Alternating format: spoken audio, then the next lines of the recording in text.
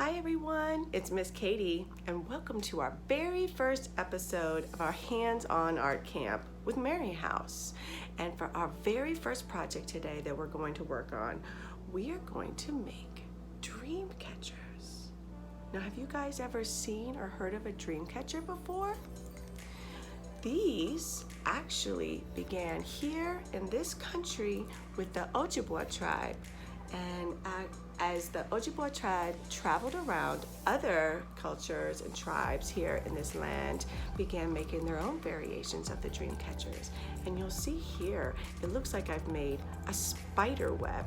And this spider web is actually meant to capture and hold on to the bad dreams or bad thoughts that are floating around in the air around us. And you traditionally hang these over a baby's crib or a kid's bed so that at night when you're sleeping, the spider web traps the bad dreams and holds on to them until the first sunlight pops through. And you see these beads here? When the sun hits these beads, those bad dreams shoot off into the rest of the world, away from your room, away from your bed. And we want to make sure also that we have good dreams. So you'll see here, I have feathers and beads, and these are like little ladders for your positive dreams and thoughts. And they allow them to drip down over your bed and fill you with good dreams. We also have lots of holes here and spaces to allow those good dreams and good thoughts to go through. And there is also a more traditional and a little bit more advanced video on YouTube with Loren Spears. She's from the Tamaquag Museum, and she actually has episodes for my older kids to go ahead and watch, where you can learn the traditional way to weave this pattern. But I wanted to also make a video for all my little ones that you guys would be able to make your own. This is how I made mine, and remember, just like everything else, you guys use your imagination and make it look how you would like it. And I'm gonna go ahead and show you in our first video today how I made my dream catcher. All right, and don't forget, older kids, to go ahead and check out the links I gave you for the Tamaquag Museum videos. All right, so you see here, I have an embroidery ring here. We also have a hot glue gun for our older kid counselors, some feathers, some colored string, and some colored beads. Counselors, go ahead and plug in your hot glue gun, or adults, and let's get ahead and let that get warmed up. All right, I'm going to go ahead and pop off the outer ring from the inner ring. And at the moment, I don't actually need the inner ring. I'm going to go ahead and actually start with our string. So I would like to have a few pieces of string. You can decide how many you would like. I actually picked 4 pieces of string, and I want all of these strings to be the same size. So I cut one string, as you see, and I'm going to just go ahead and use that string to measure the next cut I'm going to make. That way I can actually use it as a ruler to measure to make all my cuts of string the same size. So I went ahead and I had already cut the 4 pieces of string. I'm going to set that smaller ring aside and grab my larger ring. And we're going to go ahead and we're going to start working on the strings that are going to dangle from the outer ring. You might need some help for this, or you can try it yourself, but go ahead and tie a knot around the bead. This is going to keep our other beads from falling off the string. Now you can go ahead and double knot that if you'd like, or the counselor can go ahead and take the hot glue gun and add a small dot of hot glue on the string. That will keep your string from falling apart.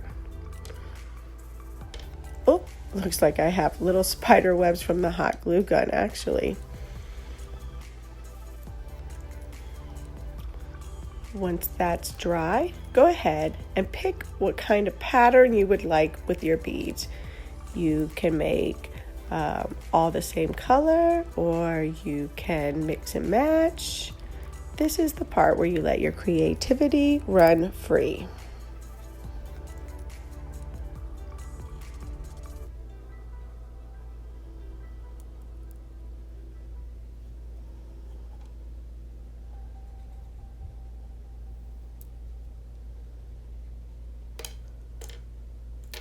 All right, I think I'm ready to tie it now. So I'm going to go ahead and I want to just tie this string around the ring, the outer ring.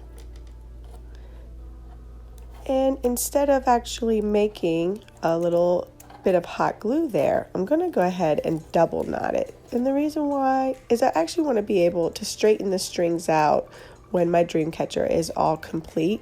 And I can't do that if they're hot glued on. So I'm going to double knot that. And as you can see, I have my first string of beads hanging. And I'm going to go ahead and get ready to work on the rest of my string beads. And then I will show you what it looks like. You go ahead and work on yours. All right, so as you can see, I have all my string beads ready. Now I want to add my feathers. Now remember, these strings with the beads and the feathers, these are actually where the positive thoughts and the positive dreams trickle down. So as you're working on this part, why don't you go ahead and think of some positive things that make you happy as you attach these feathers. The counselors will add a little dollop of glue to wherever it is you want to attach your feathers. And for this one, this feather makes me think of my family. And next I'll pick a blue feather. And this actually makes me think of art projects, because sometimes when I'm up late at night and my thoughts are going crazy, I oftentimes think of or work on an art project. Art makes me happy. This is a beautiful turquoise blue, and this makes me think of the ocean. I love the beach, I love water, I love going to rivers, I like kayaking on the water, so this is going to be my happy thoughts about water. And here I have an orange feather. This makes me think of my dog, Mickey, my super oversized puppy. I love that dog. He's a little crazy, but he's full of love.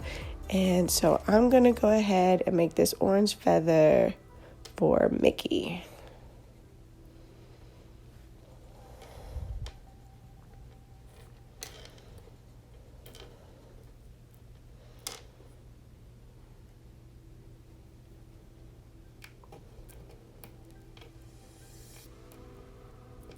Go ahead and straighten these out so you can see. And remember, you get to decide how your dream catcher looks, and your counselors are there to help hot glue and help you with any troubleshooting questions you have while working on your dream catcher. But please make it however you imagine. You can put feathers all over the ring if you want. All right, now let's get started on the spider web. So, as you can see, I have a few beads. I have my inner smaller ring. Oh, and what's that? A knot in my string? Well, let me show you a trick so that won't happen to you. I'm going to wrap this string, because it's a long piece of string, around my fingers. And you definitely want to make sure you have a long piece of string for this next part. And I'll wrap it around my fingers, and actually that will protect my string from getting into one big huge knot, which is what happened to me when I tried to do it the first time. Now I want to go ahead and take a hot glue gun from your counselor and add a dot of hot glue. And then you're going to take the end of the string and it's going to be placed into the hot glue. And we're going to let that dry. And it really only will take about 10 to 15 seconds. Go ahead, let that air dry. Once that's secure, you're going to be able to take the string. Oh, let me just fix that real quick. And we are going to start wrapping our string around the ring. Take your time so that the string doesn't slip off, and you're really going to work on making your own pattern. Now, for my older kids, when you work on this part, hopefully you've already watched the video from the Tamaquag Museum, and you can see how to properly weave this. But for those who want to be able to freehand it, you see it looks almost like a star pattern that I've made, but I'm leaving spaces open for my positive thoughts to be able to get through the spider web. And now that I'm done, have somebody put a little bit of hot glue right there at the end and hold it kind of tight. Don't let go. And that's going to secure your pattern. You could also always tie a knot here, or the faster way is with the hot glue gun.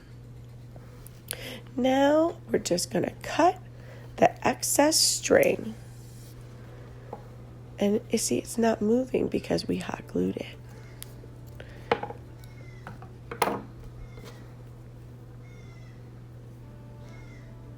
Now we're going to go ahead and we're going to add some beads. Now, traditionally, you would weave these beads in, but your counselor, you tell them where you want to place the bead on your spider web, and really you're just going to add a little bit of hot glue to the bead. Let me go ahead and show you. Just a tiny little dot, and then wherever it is you'd like to place it on your spider web.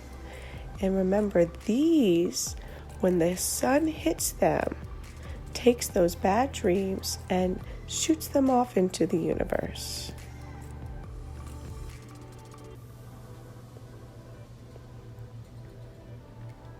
Add a few more beads.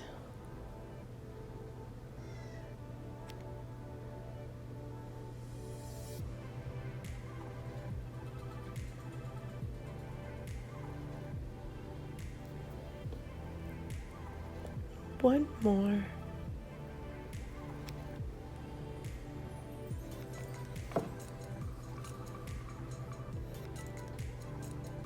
Perfect. Now let's go ahead and get ready to finish our dream catcher. So you see here I have my outer ring that we attached our other strings to. And I'm going to go ahead and loosen the screw so that it can fit over the smaller ring. Push that down, and then we're going to tighten that screw so it won't fall out of place.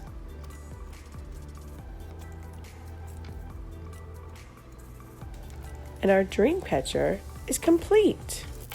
And let me go ahead and get ready to show you guys my dream catcher that I hung up over my window in my room. See here how I hung it in front of the window? All right, everyone. Had so much fun working on that with you guys today. And we will see each other on our next episode. And I cannot wait to see pictures of your beautiful dream catchers that you created. Bye.